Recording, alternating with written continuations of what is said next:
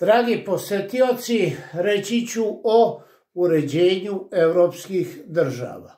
U poznom srednjem veku izdvojile su se Francuska, Engleska i Sveto rimsko carstvo nemačke narodnosti kao države koje su bile izuzetno moćne u usponu. I što se tiče oblika uređenja, znamo da postoje republike i monarhije. Monarhija je oblik uređenja na čijem čelu se nalazi vladar i on ima neograničenu vlast.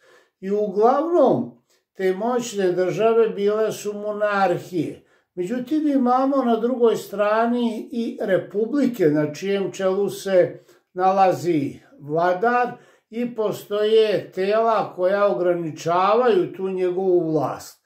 Odmah ću navesti kao tipičan primer države republike bila je Venecija, koja se do 10. veka nalazila u sastavu Vizantije, poznata kao Republika Svetog Marka, koja će, zahvaljujući trgovini, postati značajna pomorska sila u srednjem veku i na čelu se nalazio dužd, izabrani vladar, a njegovu vlast ograničavali su malo i veliko veće. Simbol Mletačke republike bio je lav koji je predstavljen i na zastavi, grbu.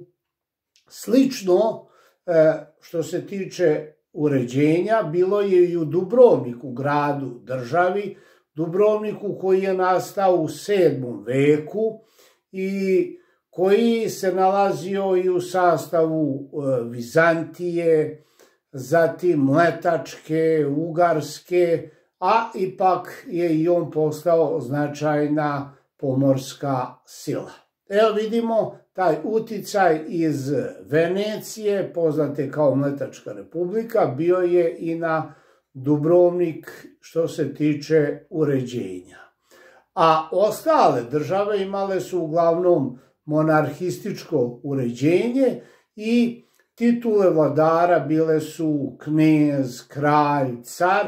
Smatralo se po hrišćanskom verovanju da je car bila najviša titula i upravo bio je taj rivalitet između Franačke države i Vizantijskog carstva, jer su vizantijski carevi sebe smatrali za naslednike Rimskog carstva. Znamo da se pred njima padalo na kolena, ljubili skuti, da su poštovani kao božanstvo. I sada ću navesti nešto o Engleskoj, da je vojvoda od Normandije William porazio anglosaksonskog kralja u bici kod Hastingsa 1066. i postao je William osvajač. Bio je izuzetno poštovan u narodu, sproveo je reforme, izvršio je u to vreme popis stanovništva, a tu njegovu dinastiju nasledila je dinastija Plantagenet. Njihov istaknuti predstavnik bio je Henry II. Plantagenet, koji je imao posede van Engleske i to najveći broj poseda imao je na području Francuske. Međutim, doći će i do nazadovanja u jednom momentu u Engleskoj kada se pojavio Jovan, poznat kao Jovan bez zemlje, jer je izgubio neke teritorije u Francuskoj i otuda su ga prozvali bez zemlje, koji je u narodu postao nepopularan zbog velikih poreza, zbog gubitka teritorije i na kraju je 1215. godine izdao veliku povelju sloboda, kojim je ograničena njegova vlast, gde su plemstvo, sveštenstvo ograničili njegovu vlast, a u jednom od članova 39. te povelje kaže se da niko ne može biti lišen svojih prava, slobode bez suđenja. i njegov brat na drugoj strani, Richard, poznat kao Lavije srce, koji je vladao 10 godina, govorio je francuski, latinski jezik, maltene govorilo se i da ne zna engleski jezik, 9 godina proveo je u ratovanju, znamo da je bio jedan od predvodnika Trećeg krstaškog rata, da je bio za njega plaćen i veliki otkup, tako da vladavina engleskih vladara, vidimo, je u jednom momentu stagnirala i oni ulaze u sukob sa Francuskom, vodi se veliki stogodišnji rat od 1337. do 1453.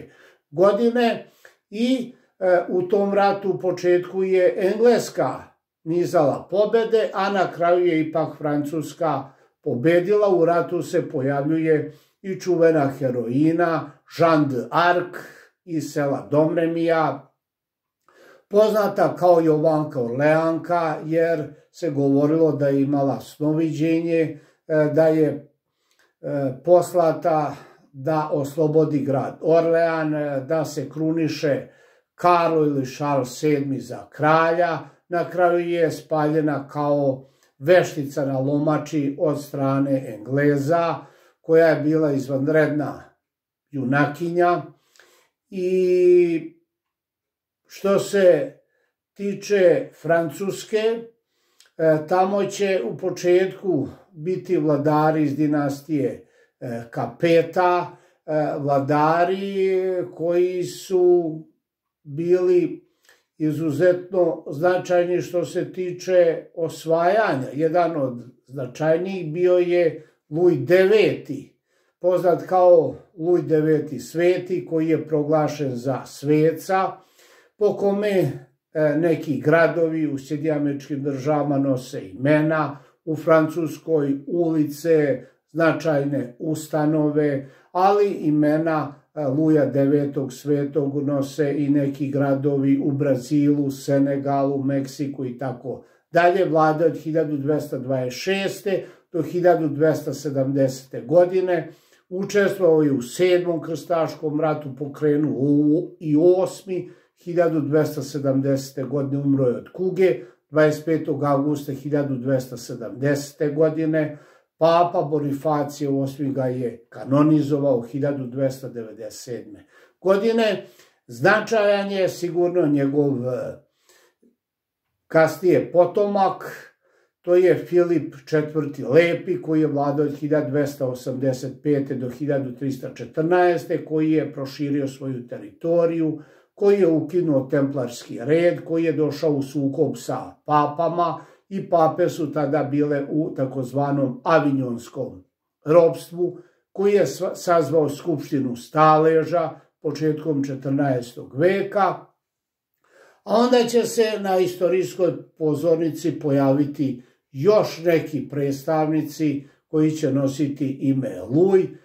Vidimo, skupština staleža je bila to predstavničko tijelo koje je trebalo da ograniči vlast kralja, kao što će na području Engleske biti parlament, predstavničko tijelo da ograniči vlast kralja, a zato na području Svetog rimskog carstva nemačke narodnosti titula je u početku bila kralja, onda car. Stvaranje Prvog rajha bilo je za vreme Otona I, koji je vladao od 936. do 973. godine, koji se 962. godine proglasio za cara. Podsjetimo se, on je suzbio Mađare u bici kod Leha 955. godine, međutim, njegovi naslednici su došli u sukob sa papom, jer pape su smatrale da osim svoje duhovne vlasti, oni imaju vlast iznad carske. I upravo taj rivalitet dovešće do toga da su carevi hteli da se u Svetom rimskom carstvu nemačke narodnosti mešaju u crkvene pore, da oni nameću pape, značajne ličnosti, i to je dovelo do sukoba Henriha IV.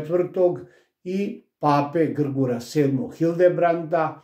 Na kraju je nemački car otišao januara 1077. u Kanosu, čekao je 3 dana po ciči zimi da ga papa primi, na kraju je kleknuo, molio za oproštaj i tako su pape ostvarile prevagu nad carevima.